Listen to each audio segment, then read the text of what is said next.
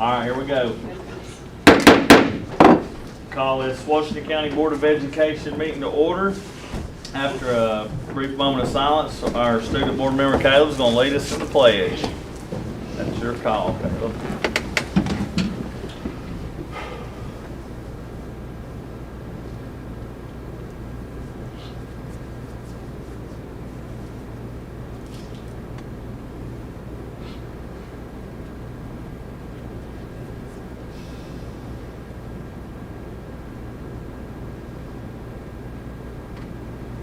All rise.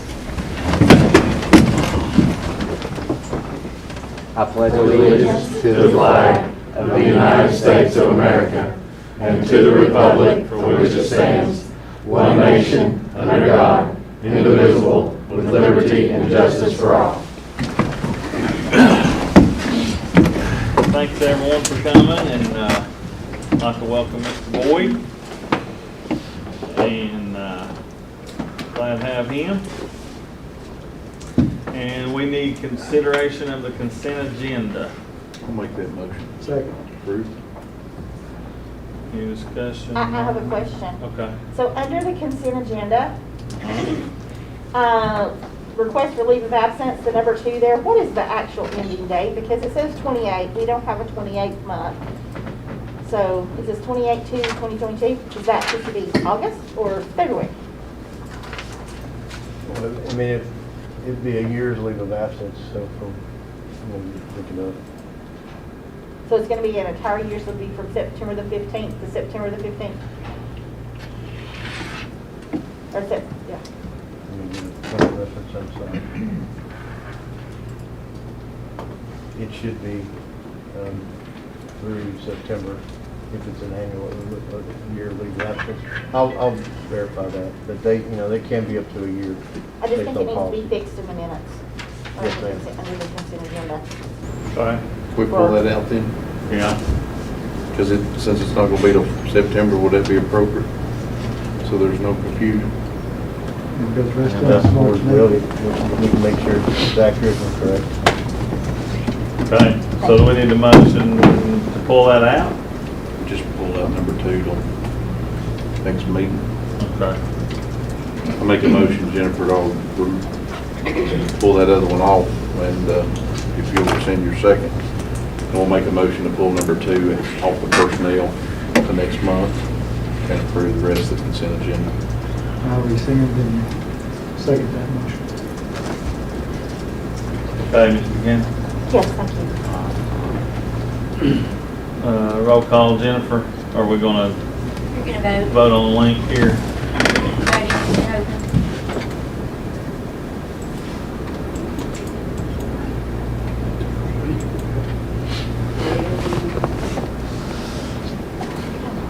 open. Jennifer, I'm voting yes. Okay. But I'm not there yet.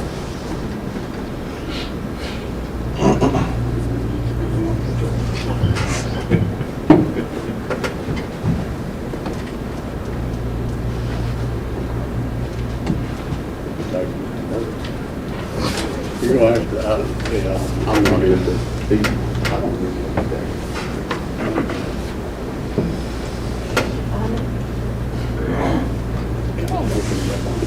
I don't know whose idea this electronic voting was. Was it mine? Close chance. No. He don't know. I'll give you the number. Welcome 2018. But your vote is yes? Yes. Okay, all approved. Okay, can we get a motion in consideration of the meeting agenda? So moved. Second. Any additions, subtractions from that? We good? Let's vote. Voting is open.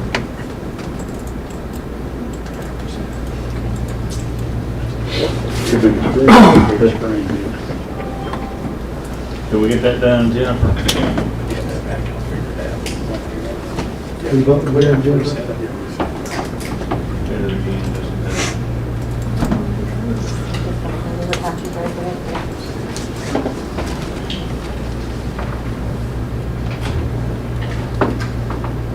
Sure. I voted. Oh, gotta do it again?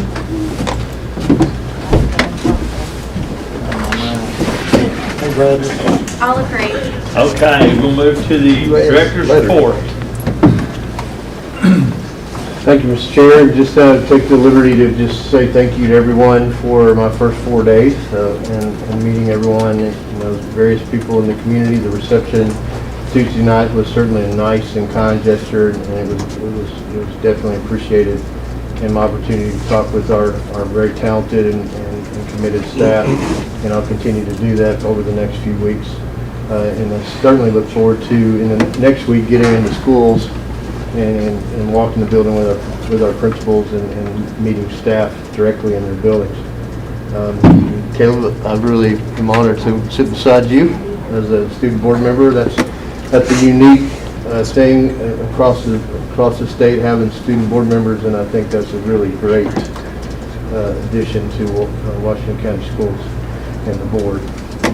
So just as a director's report, there's just a couple things. We'll begin with a presentation from Larry Rhines from the 1st Tennessee Development District to share some information with us.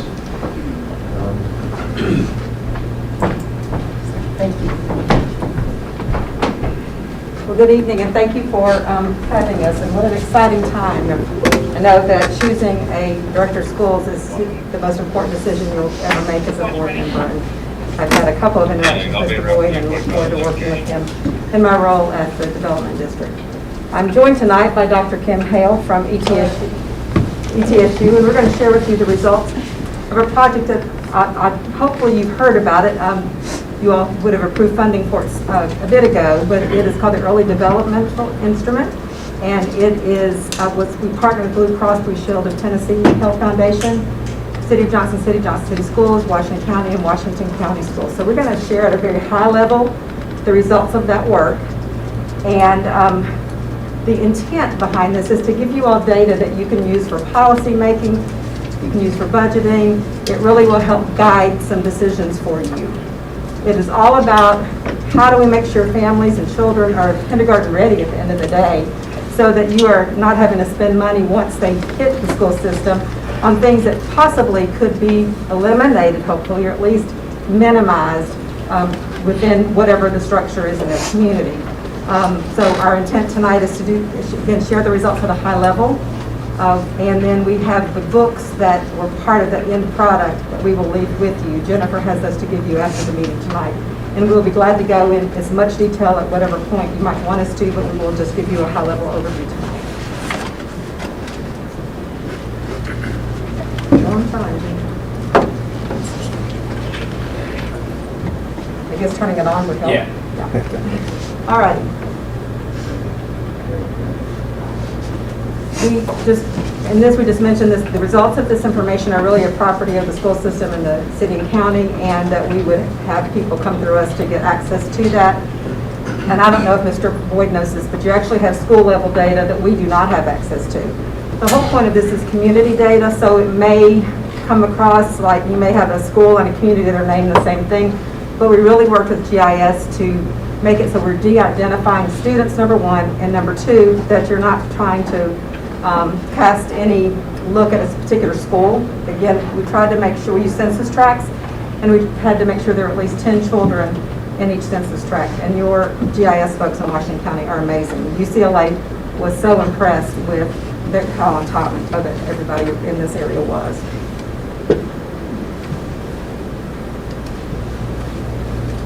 Okay, the clicker and I are not friends tonight. Take this on. Jennifer, can you advance it for me? Yeah. Thank you. So, the Early Developmental Instrument is part of a national initiative through the Transforming Early Childhood Community Systems. There are about 80 communities across the United States who've used this tool. We were one of the first more rural areas. It has been used extensively in states like Florida and Texas and California.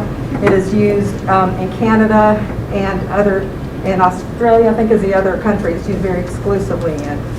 Most areas will do this survey data every 3 years. In San Antonio, they've decided to do it annually. because it's been giving some really good data points, and they've been able to see progress through the work, which most are doing every 3 years, so that they can look back and say, did we make a difference with some of the decisions we made? So the EDI is a questionnaire that kindergarten teachers do it as a recall instrument. They are not testing children. They're doing recall of their knowledge of the child. And that was fall of 2019, okay, that COVID year. Fall of 2019, the kindergarten teachers across Washington County schools and Johnson City schools actually did this instrument. It takes about 15 minutes per child. So we had 18 schools, 68 classrooms, and as you can see, the breakdown of race and ethnicity, and we had about 8% of children with an IEP who were part of this process. And then, Jennifer, I think it may now be on auto, is it? No? Okay. I wanted to share that the results have already been able to be used for 3 essential things already. We got them late last year, and we've been able to use it as we had application for an early Head Start grant, so it gave us some really good data that could be used for a federal grant. Bright Ridge used that information as they were looking at where to expand broadband when they were able to use some CARES money for that expansion. And the City of Johnson City is working on a Child-Friendly Cities initiative, so that data will be utilized there. So again, our hope was to have data that you all could use for grants or in decision making. I'm going to ask Dr. Hale to share the results of the EDI. We really enjoy the opportunity to be here. I can add one more to this. I just met with Paula Masters at Ballad this morning, and Lottie, I don't know that I've even told you about this. I partner with pediatrics quite often. I'm a special ed, I'm a school psychologist by training, so yay to Mindy, great, special ed. We submitted a grant for $100,000 with one piece looking at infants and toddlers and children under 5, the other for adolescents. And I will be working with folks to create podcasts as well as TikTok, which is a little scary, to get out to families and child care providers about multiple topics from child development to safety to literacy. One of the struggles that I always have is how to get to the parents who need the support most, right? The ones who are working 3 jobs, trying to keep food on the table and taking care of children and doing all the things they need to do. And what can we do to support them, right? Or grandparents. So we used the data from the EDI to convince Ballad that this was a needed service. And starting May 1, I guess I'll be at the Innovation Lab there at ETSU near Chick-fil-A. Do you guys know what I'm talking about? Did you know we have a podcast studio there? Well, we do. So I'm going to learn how to do that, I think.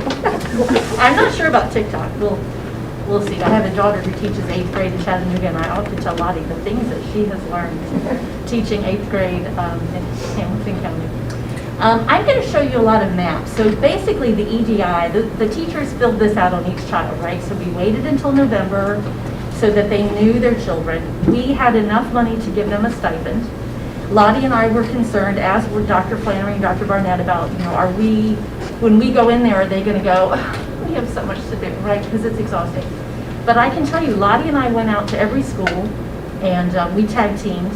And once we sat down with the teachers and told them the intent, the buy-in was automatic. Principals were great.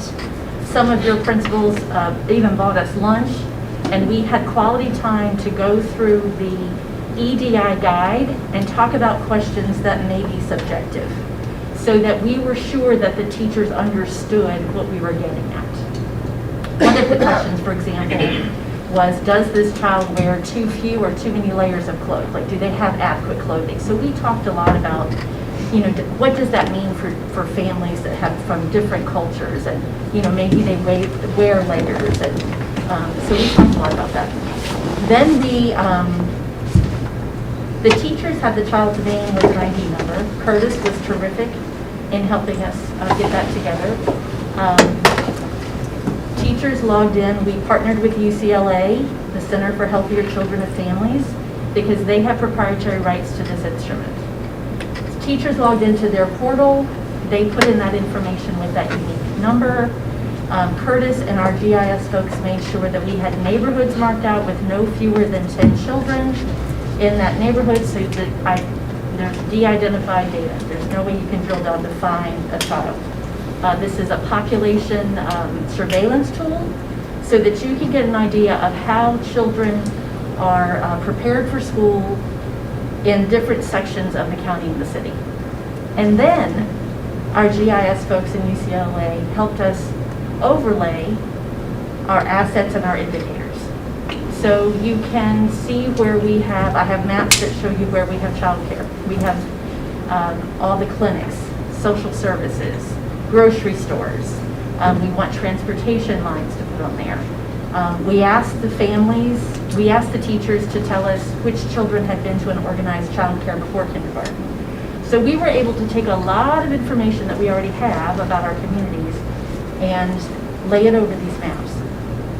The map file actually belongs to us, so your GIS folks have it, and you're welcome to play with it and add more things on if you want to, like for example, the bus routes and the transportation, things like that. So as I show you these maps, and I'm going to give you a map book, Lottie and I have map books, and it is a lot of data. Every time we've presented this, we've overwhelmed people, so we've really tried to scale it back just to give you a teaser. And then I invite you to contact me or Lottie if you have more questions and you want to sit down and go through it more. We shared all this information with Dr. Flannery, so I'm assuming, Mr. Boyd, that you have all of it, but if not, I can make sure you have it all electronically. And there's more data than just what you get in your map book, but I didn't print it all because again, it's what's fun. So as you see these maps, you're going to see different colors. As we get to the darker green, that means that particular community has a higher proportion of children who are vulnerable, meaning they're coming to school not ready. And I'll show you the domains that we look at. So vulnerable is 10th percentile and under. At risk is 10th to 25th percentile, right? And then on track is above 25th percentile. The EDI has been well researched. It's been around for about 12 years. It started out in Canada. It's used in every province in Canada and also in Australia. There is a very high, strong correlation between EDI results and third grade reading. So what I would like to do is to continue to do the EDI every 3 years and look to see if we are moving the needle, if we have fewer and fewer places where kids are vulnerable. And what can we do from a community level, from a policy level, from an asset level to support families so that when they get to you at 5, they're better prepared to learn, right? Any questions so far for me? Okay. The 5 domains that teachers were looking at were physical health and well-being, social competence, emotional maturity, language and cognition, and communication and general knowledge. And again, Lottie and I went through these questions with the teachers beforehand, so they had a good understanding. And once they did one, it was pretty quick. So here's an example of a map. This is a map of children who had vulnerabilities in one or more domains. So I have a map that also includes Johnson City. So I kind of skewed over to look at the Washington County side. And you can see that the lists of the neighborhood are on the table. The fuchsia lines, that GIS folks helped us figure out those neighborhoods because surprisingly to UCLA, we don't have little box neighborhoods with perpendicular and parallel streets. So they helped us do that and make sure we had no fewer than 10 children. And so you can see the percentage of children who have vulnerability in one or more domains. Okay. Any questions about that? The 2 or 3 just south of Johnson City there that have no shading at all? Yes. Yes, but can you, why is Great that? question. There were either not enough children in those neighborhoods. We didn't have 10, so we did not map their data. Okay. Or it could be businesses to where you didn't have enough residents there to begin with. Yeah. I am not from this area. I've lived here for 15 years and I love it, but I don't know these areas as intimately as you all do. And so sitting down with Dr. Flannery and Dr. Barnett and having them talk about who's area was who, and that there were Washington County people, that kids that come to Boones Creek, and that was enlightening for me. So, all right, I'm going to go to the next slide because I'm going to show you the broad slide in those 5 domain areas. Okay, so for the all domains, I tried to bring out that these are the percentages of children who are at risk and vulnerable. So we've got some work to do before they get to kindergarten, right? Because these are our experts that are telling us whether they're ready or not. Okay, so let's go to physical health and well-being. The questions that the teacher would have been answering, are they too tired to do their schoolwork? Are they late? Are they hungry? Can they go to the restroom on their own? Do they have are they coordinated? Can they manipulate objects? Can they climb stairs? And not too bad, right?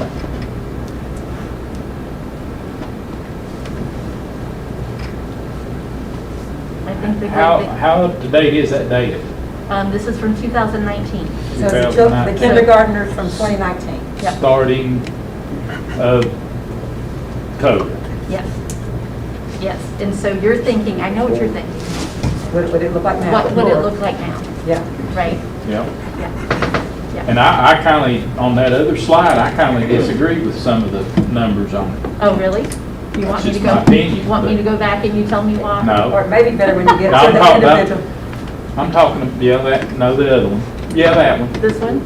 No, the other one. No, the domain area back here? Go back to that again.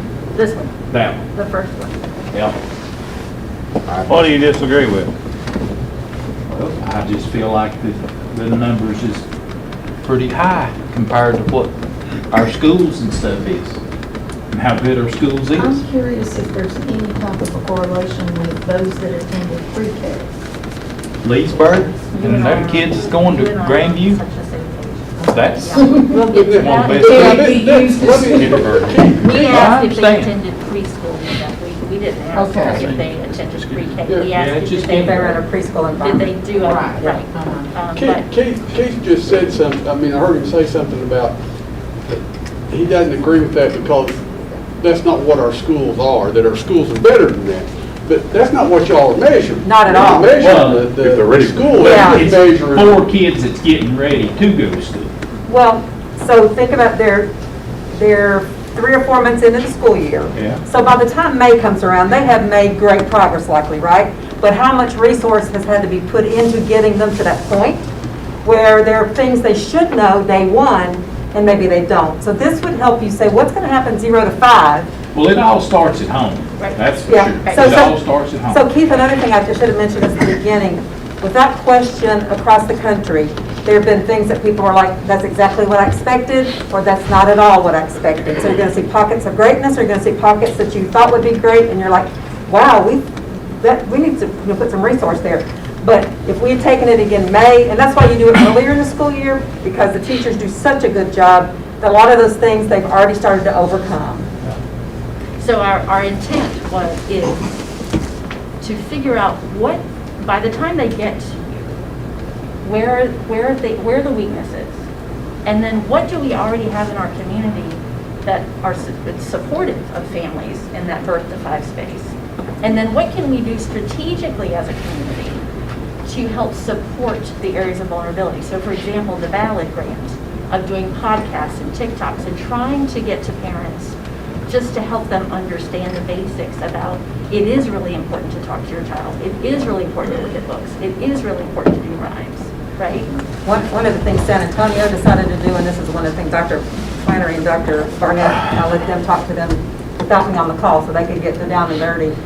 They ended up using this data to help get bonds to be able to put pre-K at every elementary school in their area. Because they started saying that was how they're going to make a difference, and the community needed to see this data. Just so you know how others across the country have taken the data to turn it into something that they could, really do in their community. Thank you for the questions and the discussion. No, I appreciate it. I appreciate it. Okay, so now I'm going on to, well, you can see the areas of the percentage of at-risk and vulnerable there. Social competence domain of getting along with others, playing and working cooperatively, following rules, demonstrating self-control, having some self-regulation, respecting other people, listening attentively, curious about the world, eager to learn. And you're going to see that there are some neighborhoods that have, every time they come up, we have significant vulnerabilities, right? And so, some of my questions would be, where are your pre-Ks located? And is there a correlation between the location of those pre-Ks and what these numbers show, right? One of the things we would hear from teachers is they would realize like there's maybe there's no pre-K, there's no daycare, there's really nothing supportive in an area. So, are those opportunities, especially as we see CARES money, coming out, whether it may not be a school system issue, but is there a community-based issue that we could say, can we put some money into a community to start offering something? Well, is that something that this group is trying to do, is get funds to do pre-Ks? Well, we couldn't do pre-K because that would be, for the most part, if it's considered pre-K, that would probably be a school system issue. We can certainly help with grant writing and anything like that. We would help Upper East if they want to try to look for more Head Start money, those kinds of things, absolutely. And I direct the Center of Excellence at ETSU that's focused on early childhood. It has a small budget supported by THEC and the governor's office. And I have right now a contract for the Tennessee Early Training Alliance, where we go out and work with child care providers to try to improve the quality and get them to the CDA level, the associate's degree level, and the bachelor's degree level. And there is money available to help them with tuition, pay for textbooks. So we're always working on that. Yeah. Is any of this ESSER 3.0 money available, could be used for pre-K? Is that something that could come about, Mr. Boyd? It's really, the money is intended to focus on K through, K up. There is a bill that Representative Chalk and Senator Watson have out there on TANF dollars that would be looking at what things might happen in the child care arena, that absolutely there's some effort around that case to be able to say, could some money come in Northeast Tennessee that could help fill this gap? We know child care is a big issue. Lottie and I have been working on that as well. It's just the accessibility, the availability, and the affordability, right, and then the quality. If you know anybody with young children, they're going to tell you about that, right? Especially when I heard an average of $180 a week. That's ridiculous. I can't imagine.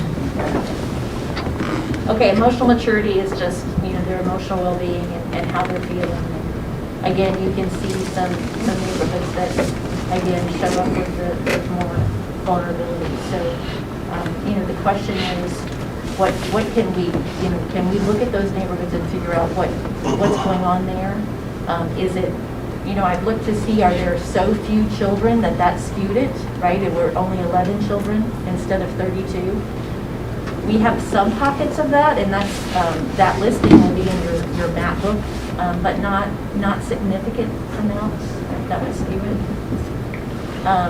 And there may be some, again, additional funds when we look at mental health issues that may be coming out there. Again, there are areas that we hope that you all can use this data to support any funding you might have access to and the competitive dollars.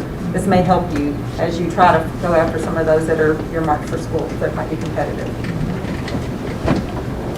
As a person who promotes a lot of language and literacy, this slide brought mixed feelings to me in that it made me anxious, but it also confirmed that I'm doing important work. So this is, just, do they remember things? Do they understand rhyming? Are they able to hear sounds and attach sounds to a letter? Are they interested in scribbling and writing? Can they write their first name? So things that you would expect by November of kindergarten that you would expect children to do, right?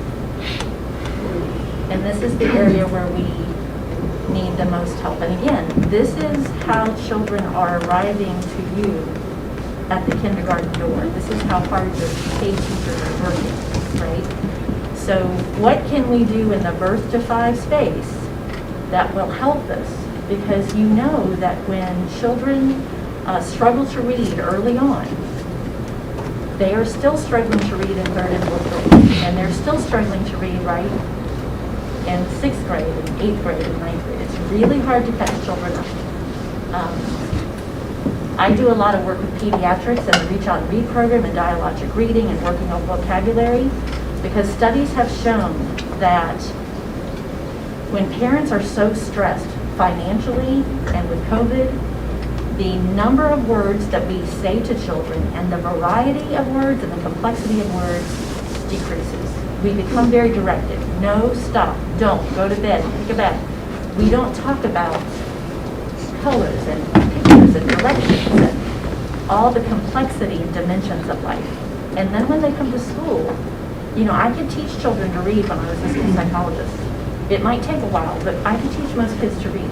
The comprehension part of being able to pass that 3rd grade, I was in Virginia, the SOL, that was a whole different story. I can't catch a child's comprehension of language. I can't catch them up by 3rd grade if they have not heard about, if they don't know, if they haven't experienced language and what words mean, if they don't know, if they haven't been to a symphony, if they don't know the instruments.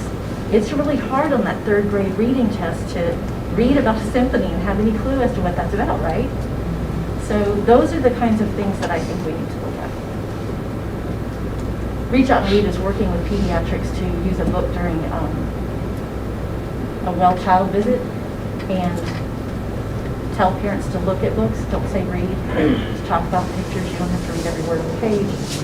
Really trying to teach them how to interact with parents about reading when parents may not feel very strong in their own literacy. And the summer reading buses that are such an important element in this, because the children don't have any exposure during the summer, and you have the summer slide. So with those kind of things that you all are supportive of really make a difference. So I'm not sure why that emotional maturity is, but where that got mixed up. What happened to the net? What happened to the slide showing vulnerability sport?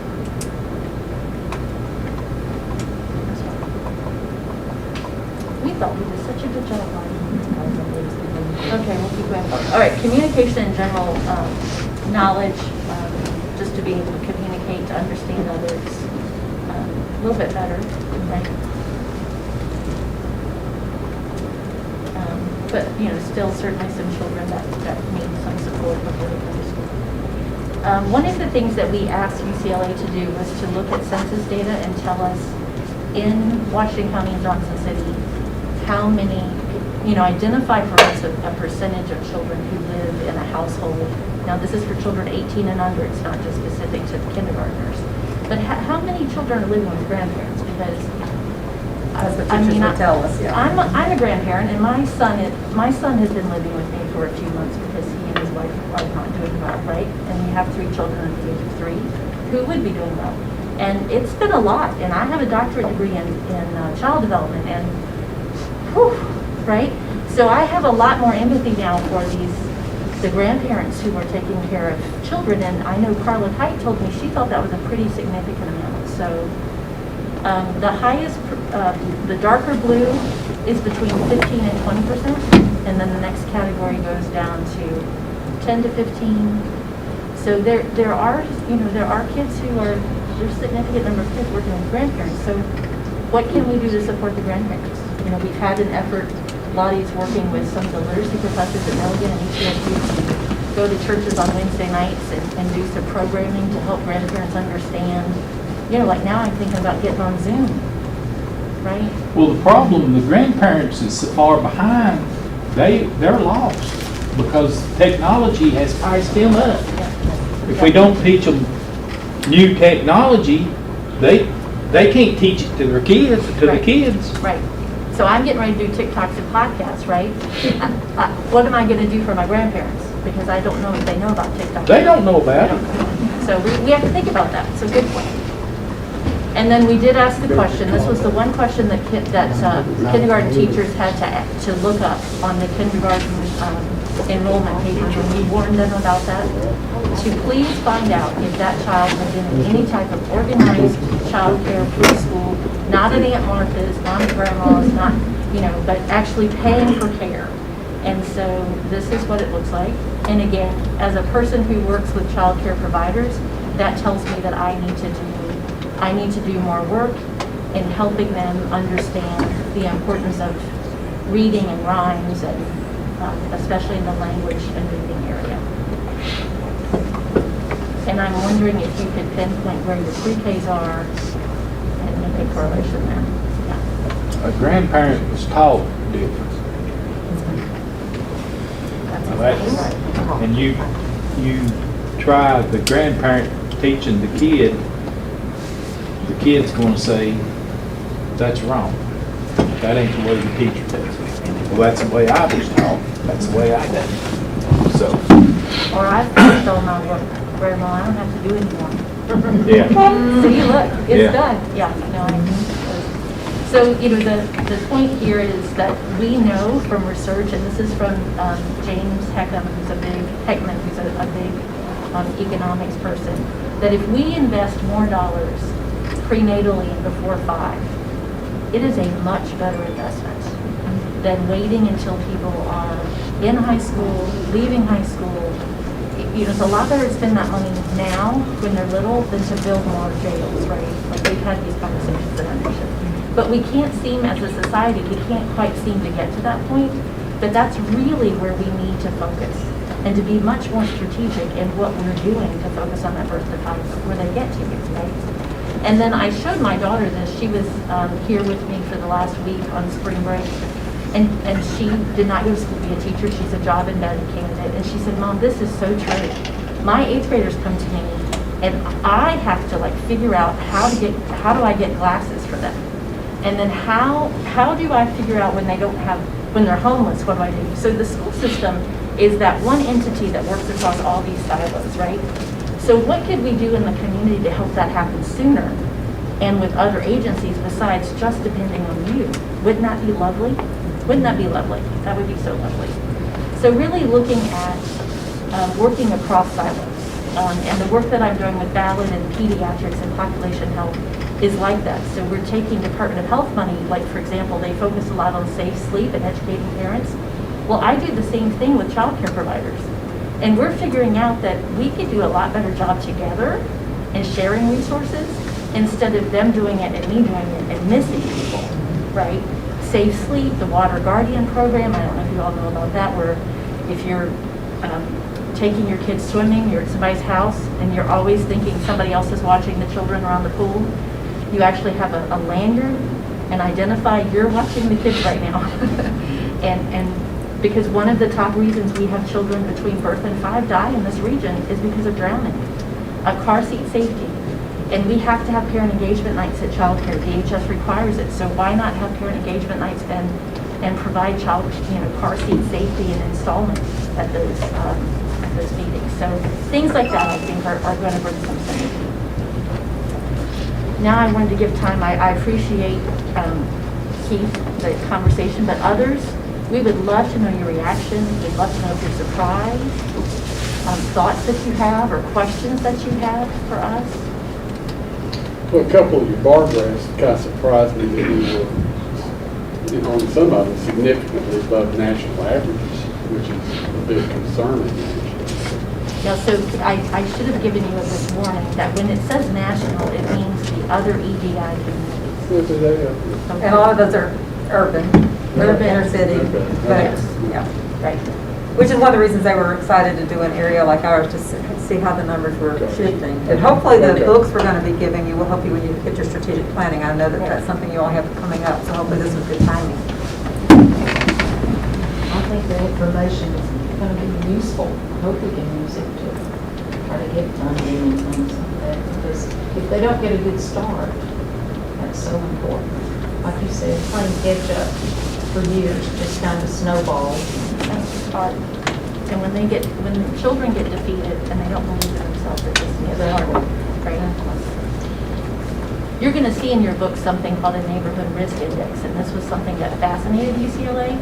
So there are metrics that they pull from census data, looking at poverty and education level of parents, and English language learners and crime, and in their other communities, they see a high correlation between the vulnerabilities and these neighborhood risks index, right?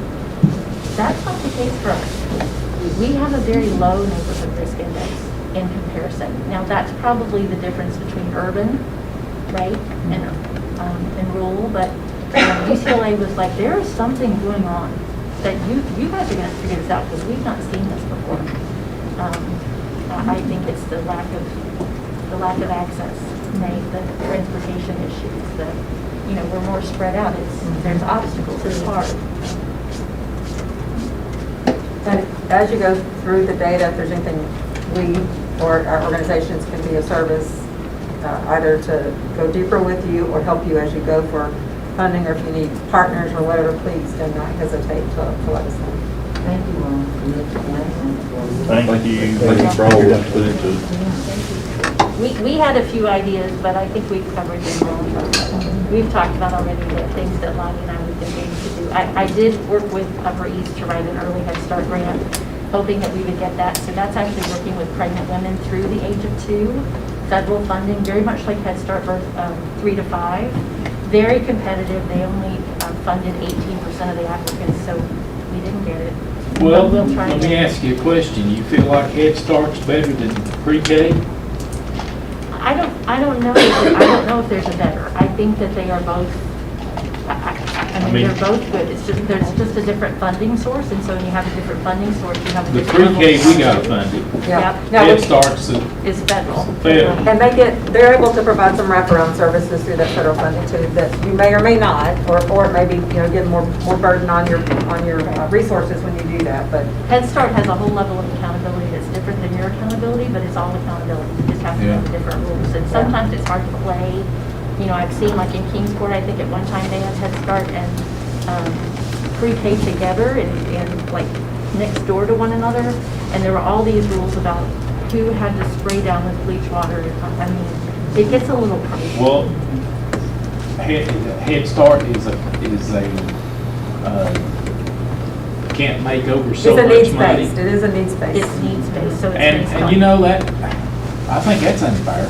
If you've got, made good money, and you want your child to go to a pre-K school, put them in there. Yeah, Because all that's gonna do is help us. I would love to, and I've actually worked on this. Lottie and I've talked about this a lot. There is an early learning center in Asheville called Verner, VERNER. Do you know about this? You're shaking your head. And that particular childcare, they have 4 sites in Asheville. The main one is on the Warren Wilson campus, which is beautiful. And they rent that property in the building for $1 a year. And the Verner family gave money to build this beautiful facility.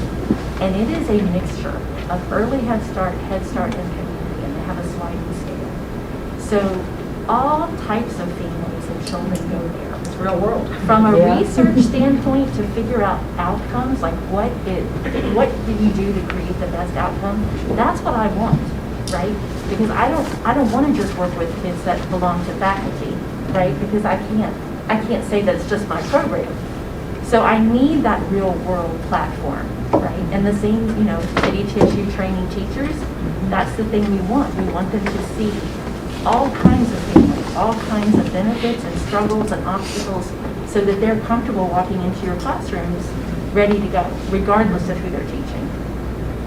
So I'll keep working on it.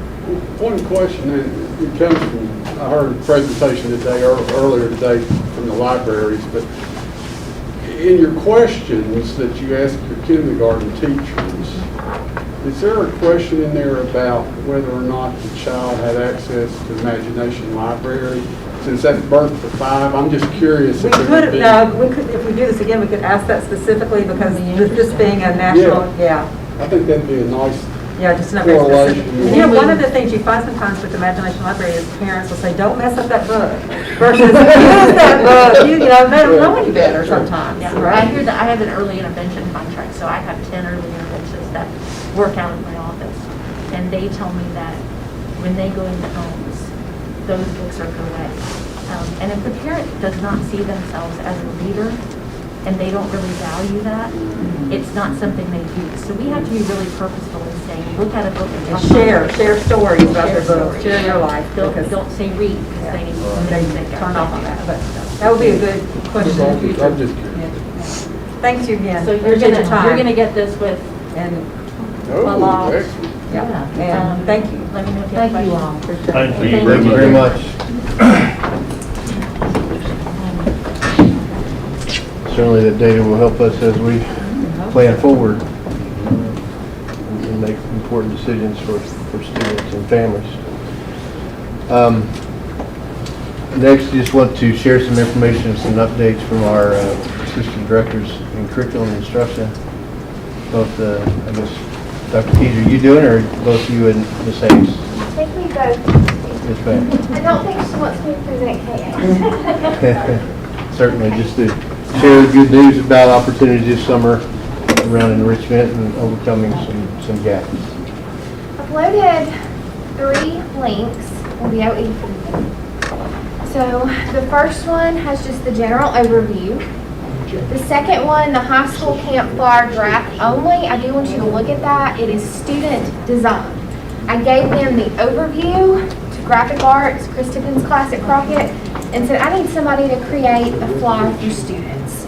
And so it became kind of a competition, and the teachers voted on the flyers, and this was the result. Notice it's a draft only because we do need to change a few things. But Heath, will you bring up high school camp flyer? Yes. Callie Scott, who's a senior at Crockett, designed this for the Creative Arts Camp. It will be 1 week, June 21st through June 25th for upcoming freshmen, 100 students at each high school. If we do not fill it with 100 upcoming freshmen, we will open it up to 10th graders because they had a limited experience this year as freshmen in the building as well. And they will be doing hands-on research projects integrating CTE, history, ELA. They will be designing t-shirts that are called lithograph shirts, and they have like little words all over them, and they make a picture. It's really cool, and it will be their research project. This flyer was created by Allison Condon, and it's for science, math, and career technical. It's the design camp I talked to you all about when we discussed ESSER 2.0. We've done a math camp in the past. Highly engaging. They're going to be doing some blood typing, crime scene investigation, some really cool lab-based work. And then we will still have our traditional credit recovery offered to our students at both high schools. In Asbury, they're calling it third semester. So students who want to accelerate their programs can go there for credit accrual, and we can help students with credit recovery. All of that information is in BOE for you if you have any questions. I'm assuming that each of those areas is mutually exclusive. I mean, that it's, you're either doing science or math or career and technical, or does it? Or It's integrated. it's integrated? Yes, it's Okay, integrated. okay, awesome. We talked about how to design that, and the student felt that this was the best way to kind of grab the attention of these upcoming freshmen. At one time, we had science course on there, but we decided if you say the word course, they're not going to learn. Well, I was just looking at the times, and that's what, you know, if it's 8:30 to 1, it's all science for 5 days or however many, so that's what I was thinking.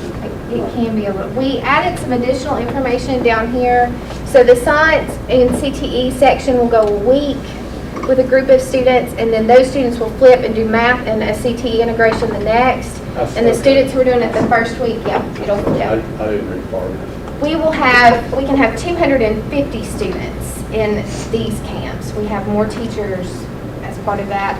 I'm not sure that we'll get that many upcoming freshmen, so I see opening it up to upcoming 10th grade as well.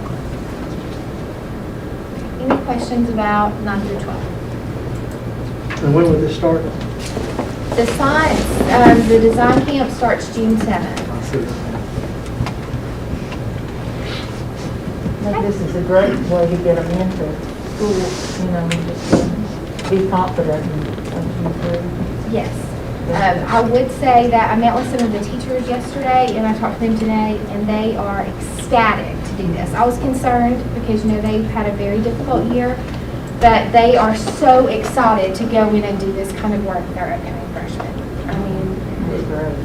they are eager to discuss it. So if you see any teachers, talk to them.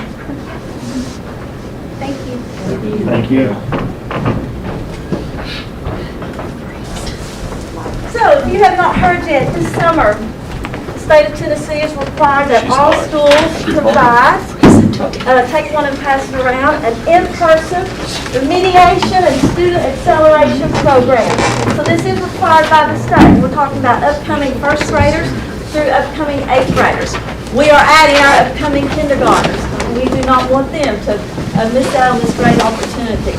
And what better way to provide this type of learning into a new adventure? Adventure awaits. That's the message spreading across the district. An exciting message, because we know these kids have had a tough time. It's been tough and rough this summer for them, emotionally, physically, and even educationally. So we want to put some excitement. We're wanting to take away that old-fashioned term, summer school. It's a summer camp. It's an adventure that's waiting for you. We have themes with this brochure for upcoming kindergarten, small steps to a bright start, encouraging these new beginnings in kindergarten and getting their feet ready, grounded in what it's like to be in school, and starting with reading and math. In first through second grade, growth at the speed of light. In third through fifth, a step ahead. And then sixth through eighth grade, the joy of discovery. We want our kids to rediscover the joy of learning. They've lost that. They really have. They have forgotten what it's like to have that in-person learning. I've jokingly said, leave those Chromebooks out of summer camp. You know, this is the time to do that real in-person, one-on-one. And we want to make it exciting, but we also want to make it a learning time. And that accelerated learning, what that means is, we got a lot to do in a short amount of time to get them ready for fall. But we want to encourage them, make it fun, make it meaningful, something they will remember, nothing that's just crammed down their throats. This is exciting. How did you communicate with the upcoming kindergarten families? During the pre-kindergarten screening, we had this brochure with them, we talked to them about it, we got them to register, and then we'll reach out again with them to their individual schools, but yes, we pre-registered them. I think this come across my band, Lamar. Yeah, we put it out there everywhere. We're doing guest speakers, we're going with the theme with camp, we're having outdoor team building activities, we're going to the caverns. We've got a lot to do. But we're integrating it all into what they're learning within the classrooms. We had a selected group of principals and teachers on the steering committee that helped provide these themes in ways that we can make this exciting. We're going to have a leadership team of teachers and principals to kind of outline the curriculum during this time. So we're looking forward to it. It's exciting for both teachers and students. What has the sign-up been so far? Right now, and in Jennifer actually uploaded it for me. Right now we got about 1,000. And our first initial goal is 1,400. That helps meet us with the budget, what we would need. And on the sheet, it also tells you it's going to involve 114 certified teachers, 29 instructional assistants, 3 certified support staff, that's our nurses, and some bus drivers. We're offering free transportation, never been offered before in summer school. And we're almost there to where we can offer free SACC care after summer school's over. That was my question, is what you're going to do after 2 o'clock. Okay. So we're looking forward to it. So spread the word.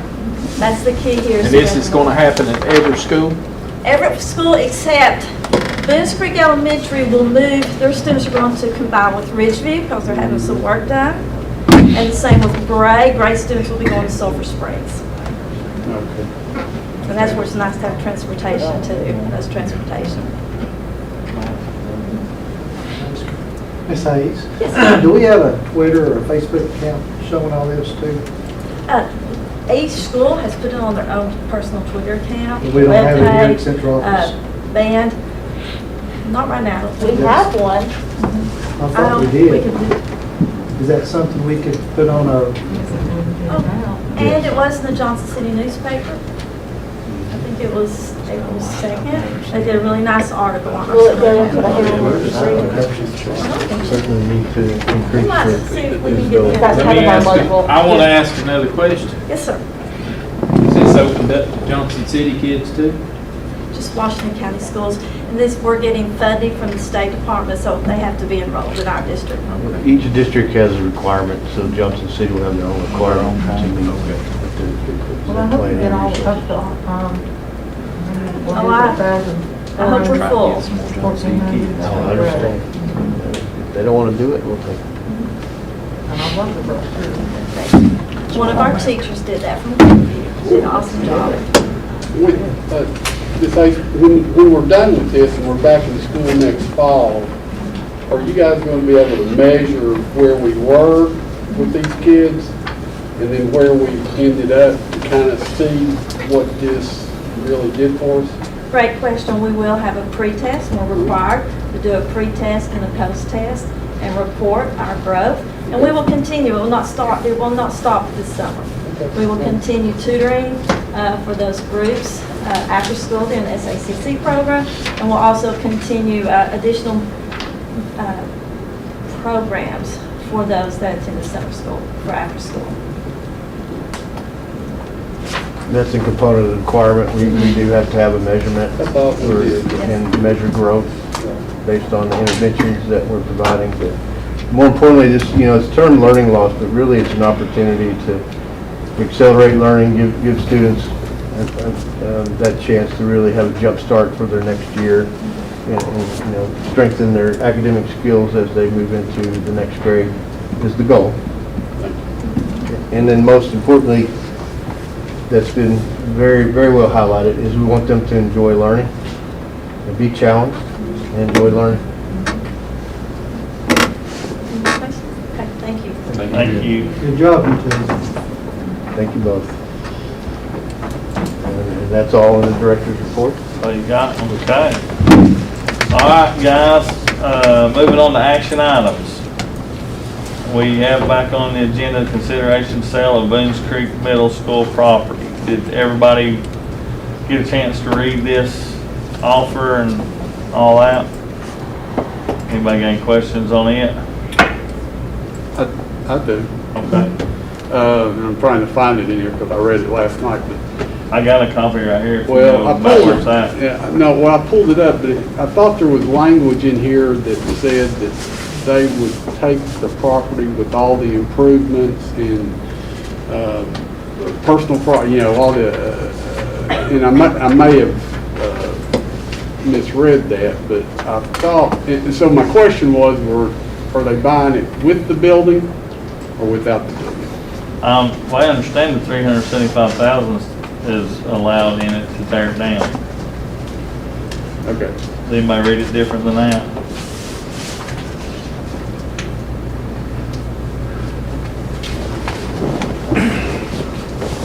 Well, if we're gonna pay the money to tear it down, I feel like we need to sit on it and see if we can get more out of it. That's just my opinion, because everybody said that it's worth more without the building. So we're fixing to spend the money to tear it down, and I don't feel like we need to obligate ourselves right now. I feel like let's get it tore down, let's get the lot looking good.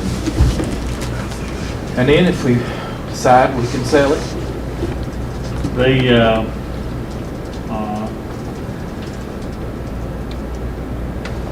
Anybody else? Yeah, I mean, it was in the first paragraph. The parcel more specifically identified as tract 1 on Exhibit A attached here to and made part of thereof, together with all improvements fixtures located thereon, apertures and all the rest of the legal language. And then, so where was, Mr. Chairman, where's and so that's for $1.3 million, which would tell me that we're selling it with that stuff on there. I didn't write it, obviously, but I think, Mitch, that's probably a standard. Well, yeah, the boilerplate, that language. Yeah, I think that's. Was that the intent, to leave the building there and get $1.3 million, or is the intent to get $1.3 million with the building gone? That's all, that's Yeah, what I'm no, I understand the question, and I'm sitting here looking to see if I see anything else under special stipulations. I'm just thinking back to our original proposal. I think that's the original proposal is how we arrived at 1.375 plus. To take the barrier down. Right. Yeah. Well, then I would just say you need to probably have Clarify Scott or that. somebody fix that language. So let's do this. Well,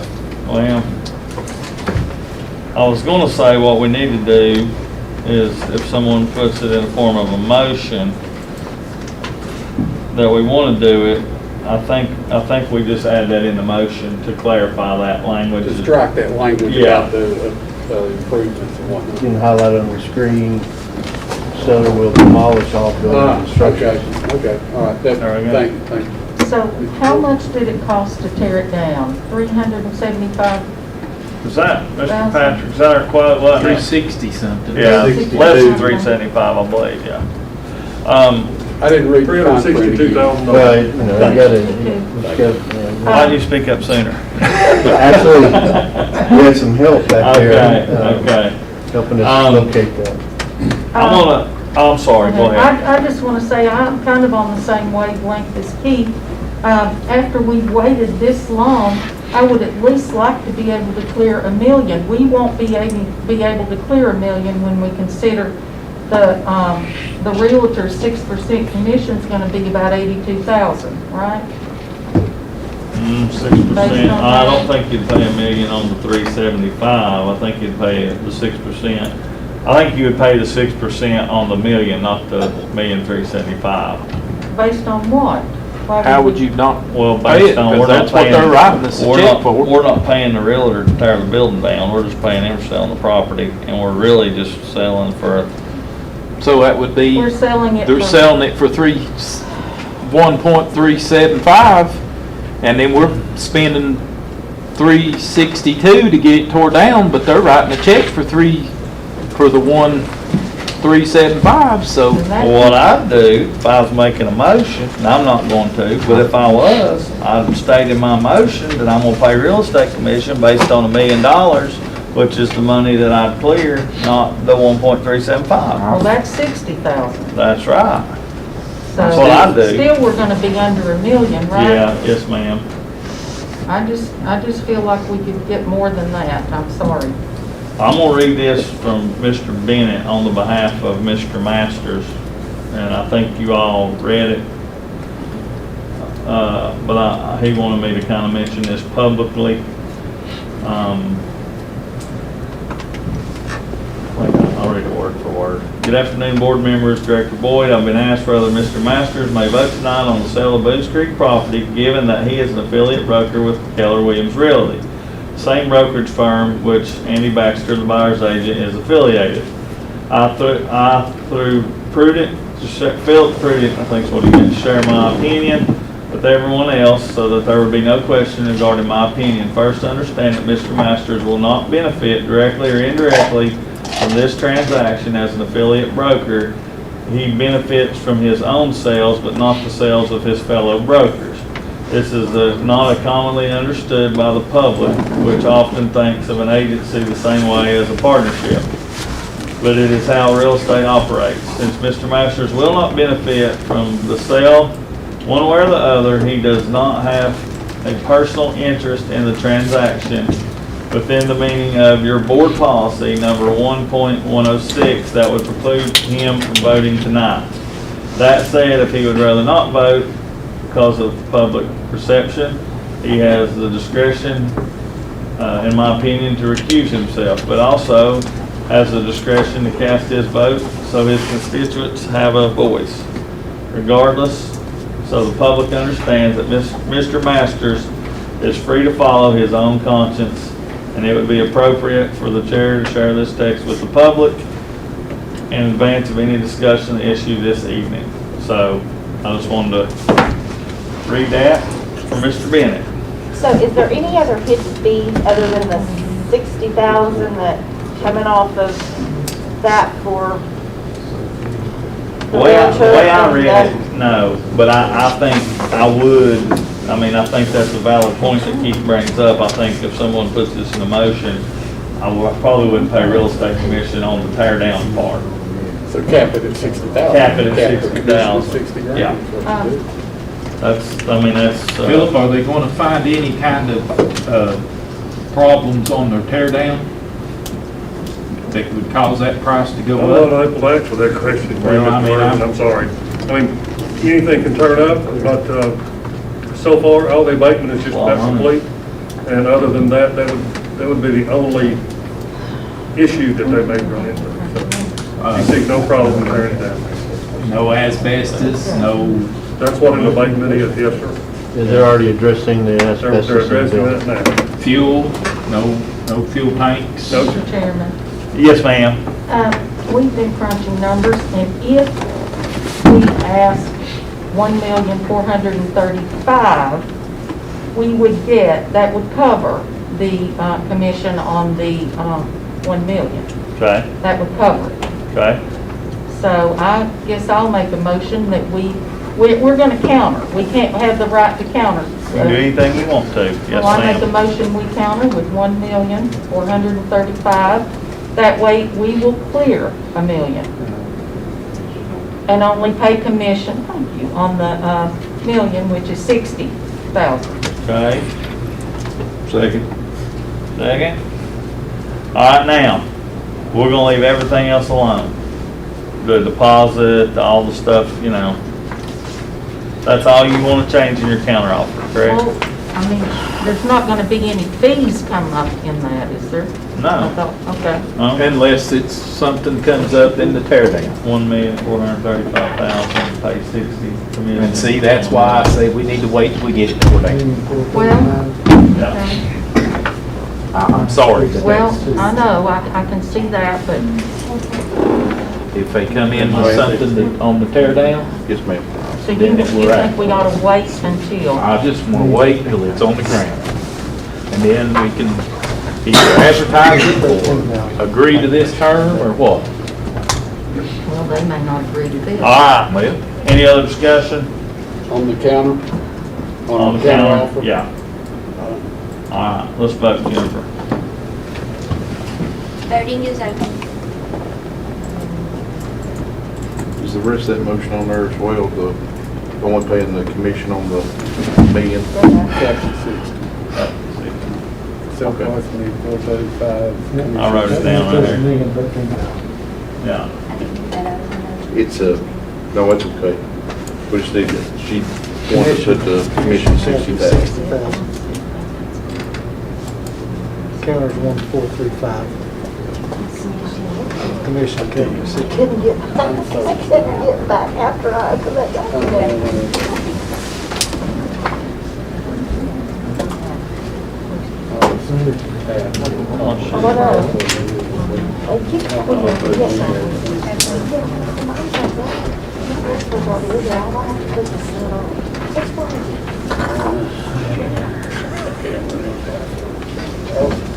Motion carries with Urban voting no.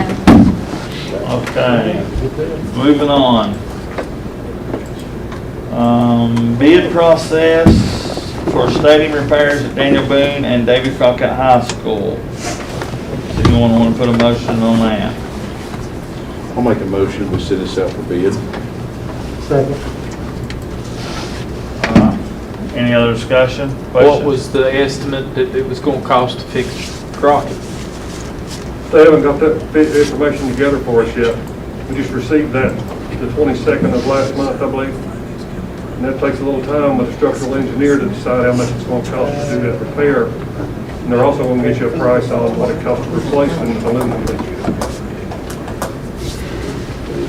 Throw that one out there. Anybody else? I think there's a question. Well, we were just, me and Mr. Meredith was discussing how can we bid this out without having the funding in place to do it? Unless you go bid it contingent on funding. Well, yeah. So that'll need to be in there if you in fact do that without having funding in place. Yeah. We can put that in the motion. Can I put that in the motion, Mr. Chairman? I'd love to, please. Restate your motion. I make a motion, we send this out for bid contingent on funding. And I'll second. All right. Any more discussion? All right, let's vote, Jennifer. Voting's open.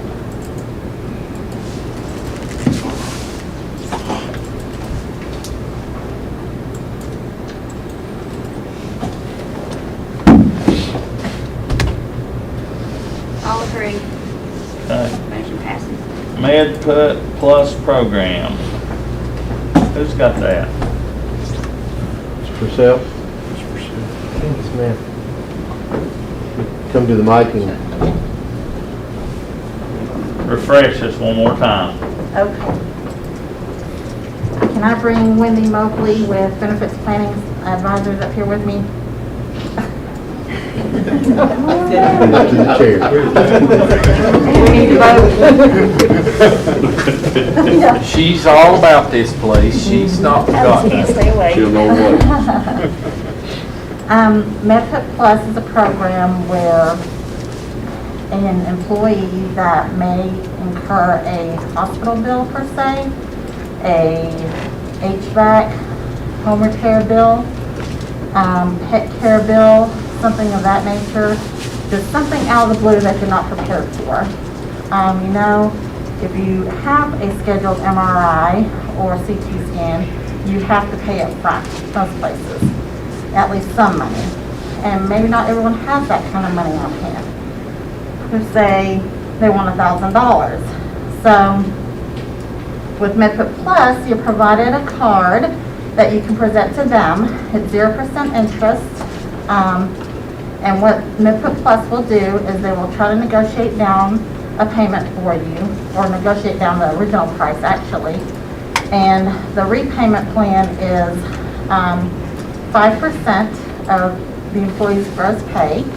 It is deducted out of their bank accounts through ACH. And there is a monthly fee involved depending on the level that you choose. And so you go 1,000, 2,000, 3,000, and it's 450, 750, and 950, right? Okay. So, and that's per month. And we are going to offer this annually with your blessing at open enrollment. And the employee can choose to have that $1,000, you know, available to them for 2,000 or 3,000 should they need it in case of an emergency. It's no cost to the district. There are plans in which we could, you know, help pay that monthly fee, but we chose to offer this voluntary product at this time. Okay. Everybody clear, Mr. Flynn? I'd like to make a motion that we have this offer available to our employees. Second. As a volunteer basis. No. Okay, anybody else? Just one question. I think you went over this before, but the fee for MedPIP is half of the savings. Is that what it is? That's only the negotiation. If they negotiate a deal for you, they keep half of the savings. That's where they make their money. Right. With the So small they premium get too. half of whatever savings. Right. And Plus the monthly fee. Yeah. Gotcha. Okay, thank you. Come on. I just talking, Brad, the fee, the 450 or the 7 whatever, goes to the employee, not to the board, right? Sure. The charge. fee is charged to the employee, yes, Okay. and that is that payroll contracted or deducted. payroll deducted? Payroll deducted. So MedPIP Plus will send us an invoice and we'll just pay that through the deduction money that we accumulate. None others will vote. Voting done.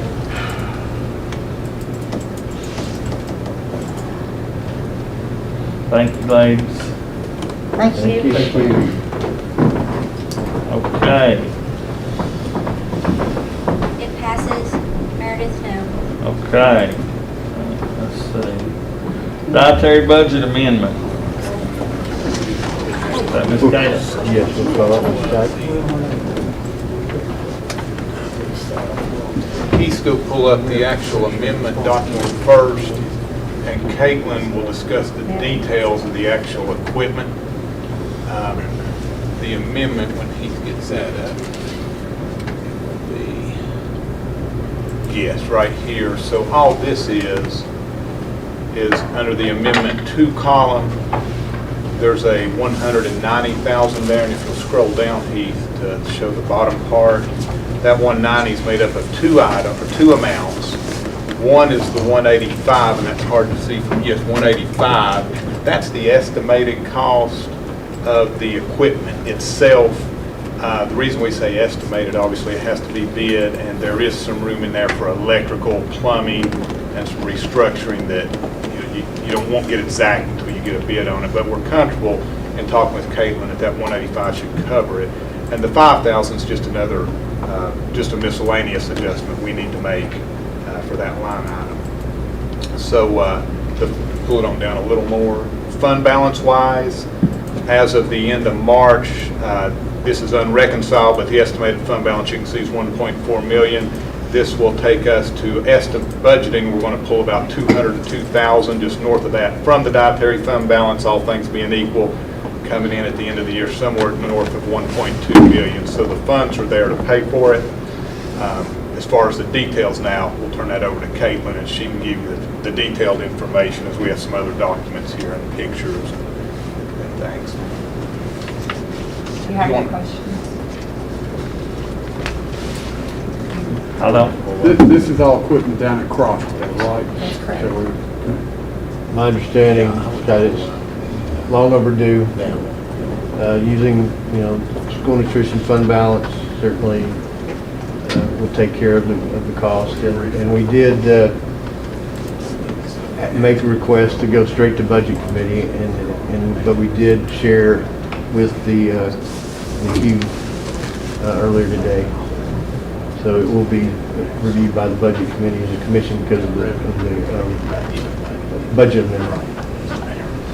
Definitely looks like it's certainly something I would ask your consideration to make a motion for approval. I'll make the motion. I'll second it. Go ahead. You got discussion? Any discussion? Yeah, since she's got a decent fund balance and stuff, I think we really need to focus on our kitchens and let's get them redone. I think we need to let her go and try to get somebody lined up to do if Boone got problems too, so, let her come with a figure on what it's gonna cost to let's fix Boone and let's get it done through the summer. I'd say that's not the only two. Well, I understand, but I mean, let's get started. Where's most needed was the priority, obviously this one, what else? Yeah, would this be- one's priority because the equipment's actually a danger to our employees, so we've shut down that equipment and we're having to alter the menu at that school.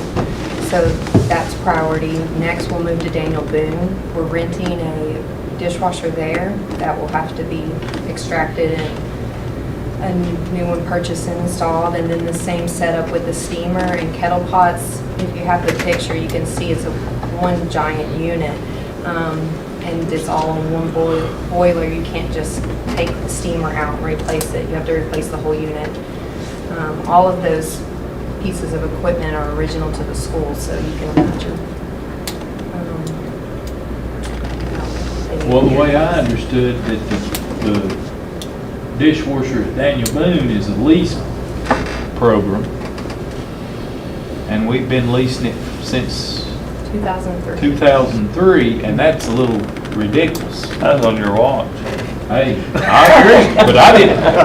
In 2003, I wasn't here in 2003. So, I've never heard of a lease going That long. and it not being ours in a 5-year deal. So I wouldn't care to enter into a lease, another one, but it would be under a 5-year deal, and at the end of the 5 years, $1 and it's ours. Well, let's take care of this tonight, and then, as they said, I have all that prepared, Yeah. but it's FY22 information, so. But we're purchasing She'll be back. this. She'll be This is- back. We're not leasing this. This is stuff we're buying, That's right? correct. Okay. And this is for Crockett. Right. The Boone stuff will be for the FY22 budget, will be soon presented. Mr. Riddle asked about what was next, and thank you. where that came from. All right, let's vote, Jennifer. 32 open. Thank you. Ms. Scott.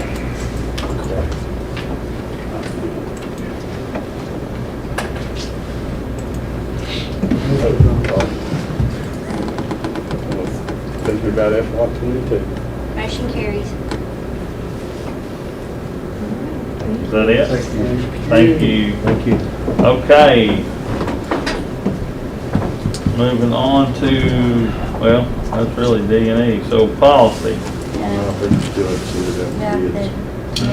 Oh, so we got it, okay. Take action on BG. Okay, so motion to release bids for kitchen equipment for David County Hospital. Chad. We clear? Yep. All right, let's vote. Voting is open. Thank you, man.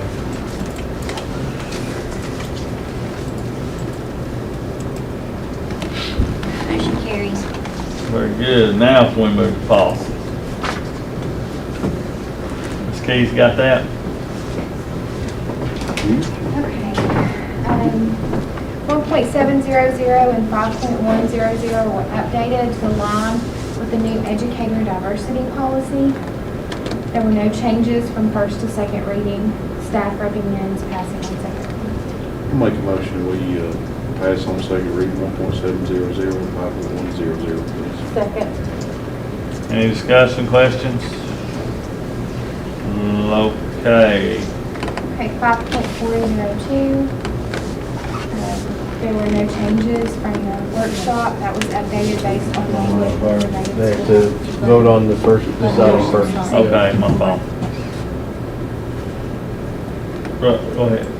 Voting's open. Yes, I should have. We've been doing both. Motion carries. Wait a second. Okay, sorry. Go ahead. The next one, coordinated school health needed some language added. The language is in green. No changes have been made since the workshop. Do you Staff think, recommends passing on first reading. think it'd be appropriate to move it on for first or second file? That is up to you, but I do not foresee any changes from first to second reading. I'll make a motion, we pass 5.402 and go ahead and do it on second file. Second. Okay. Any questions on that one? Okay. Let's vote. Voting's open.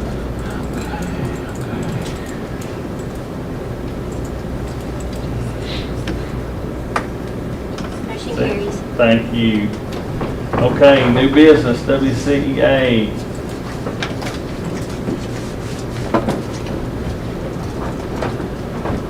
Good evening. Good evening.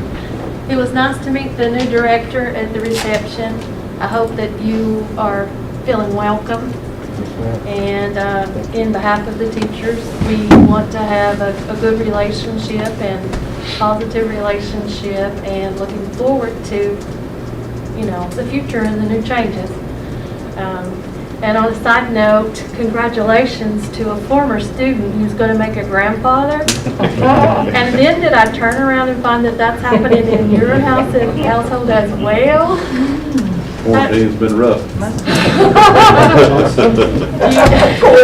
COVID-19 brings on opportunities for the family.